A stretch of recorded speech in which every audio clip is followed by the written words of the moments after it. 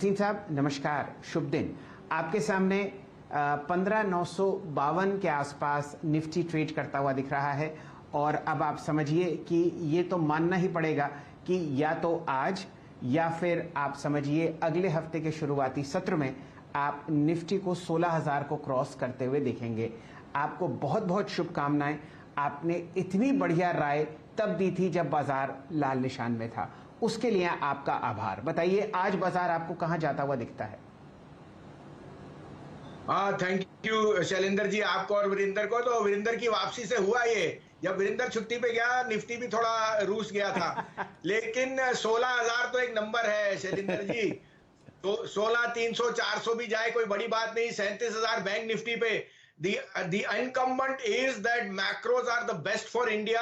There is going to be the proverbial bond yield, लेकिन bond yield पे 1.74 भी ठीक नहीं, 1.29, तो somewhere you'll find a moderation.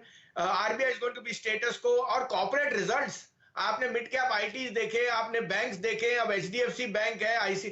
So I think that markets are in fine fettle. अपने stock specific रहिए। 16,300 मेरे को लगता है is coming very very soon. You will not be, I won't be surprised if 31st July gives you that. So aside from nifty, जैसे मैंने कहा, be more stock specific, because the index, if you are a trader, that is making you money. The bank nifty, I am very bullish on mid cap banks. I can stick my neck out that the next 3 months will belong only to mid cap banks। और जो credit growth और cost of money है, you cannot have CASA ratios at the best possible and no growth। growth is coming, लेकिन वो एक presentation में आता है and so on। तो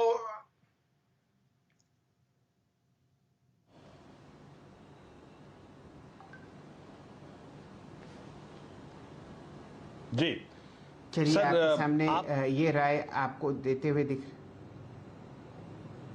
हाँ जी, तो आप कहें तो मैं शेयर बताऊं आज के लिए?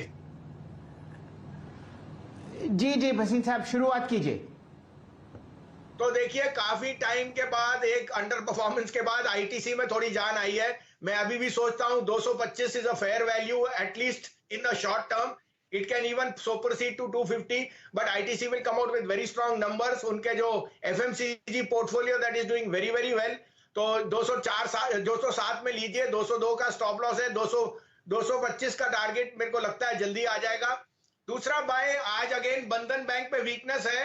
मैं आपको लिख के देता हूं, अगले 2 साल में बंधन बैंक डबल हो जाएगा, क्योंकि जिस तरह से वर्ल्ड बैंक और बाकी रिपोर्ट्स आ रही हैं on rural spending and rural interest, Bandhan Bank is going to be the biggest benefit. 2.5 crore account है, और आसाम और वेस्ट बंगाल में जो पोअरेस्ट सेक्शंस है वहां पे, प्लस वो अपनी बुक अप एकदम माइक्रो फाइनेंस लेंडर से रिटेल में जा रहे हैं। वे unsecured loans are reducing, but they are going to get special grants. And I think कि you can not ignore Bandhan Bank. मैं इसको आपको बोलता हूं 650 का टारगेट आपको 2 साल में दिखा दूंगा। अभी आपको लेके रखना है, तो थोड़ी सी अटकली रहेगी on bond yield and 1 quarter and 1 month reporting, but CASA ratio at 47%, you can not go wrong. 2.5 crore builder ये 310-12 में एक्यूमुलेट है with a target of 600। I know 2 साल बहुत लंबा लगता है, बट अगर आपको आज की डेट में 16,000 पे एक डबलर दिख रहा है, यू मस्ट बाय इट। तो ये तो रणनीति आज की हुई, और पोजिशनली बंधन बैंक में भी आईटीसी जैसे कि आप बता ही रहे हैं बढ़िया मूव आज दे रहा है। एफएमसीजी स्पेस पे टॉप गेनर है। वसीम साहब ये बताइए कि ये जो हम लोग अब मोमेंटम देख रहे हैं फार्मा में वापस आता हुआ, पिछले 2 दिनों में हम लोगों ने आईटी इंडेक्स पर रिकॉर्ड हाई देखा और आज फार्मा इस रैली से जुड़ता हुआ, कोई ऐसा एक स्टॉक जो आप समझते हैं इस रैली को लीड करेगा फार्मा स्पेस में? तो शैलेंद्र जी, पहले मैं आपको बताऊं, pharma is a very overrated play now. Okay, जैसे जैसे इंप्रूवमेंट होएगी, थर्ड वेव का मैं इतना एक्सपर्ट नहीं हूं। I think the largest part is priced in. Stock specific रहिए। सिप्ला और सन फार्मा मुझे लॉन्गर टर्म से व्यू प्ले है, but don't get levered into pharma funds at this time. This is the time to book profit. I again reiterate, my overweight is mid cap banks। I can see lot of money being made there। RBL, बंधन bank, IDFC first, bank of Baroda, Canara bank, ये share यहां से 50-50% ही बढ़ जाए, कोई बड़ी बात नहीं होगी। So I am overweight banks. I would recommend strongly to book profit in pharma.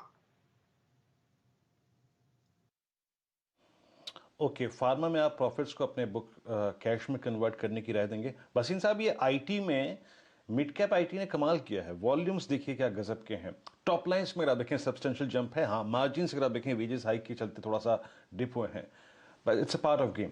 Mid cap IT में और फ्रंट एंड आईटी में सर अभी भी आप क्या बाय करना चाहेंगे वसीम साहब? तो अब कहते हुए मुश्किल है, माइंड ट्री में 1300 से पॉजिटिव हूं, अब 2800 पे बोलना बड़ा मुश्किल है, बट मैं अभी भी सोचता हूं एचसीएल टेक 1200 रुपए जाएगा। तो मैं एचसीएल टेक और टेक महिंद्रा मेरे टू टॉप फेवरेट्स हैं। I will stay with them. I know mid cap is giving you a lot of money. We have also, but I think at these valuations, I would still stick with these two large cap stocks. I think वहां safety भी ज्यादा है और वहां performance will be very, very good in the next 1 year.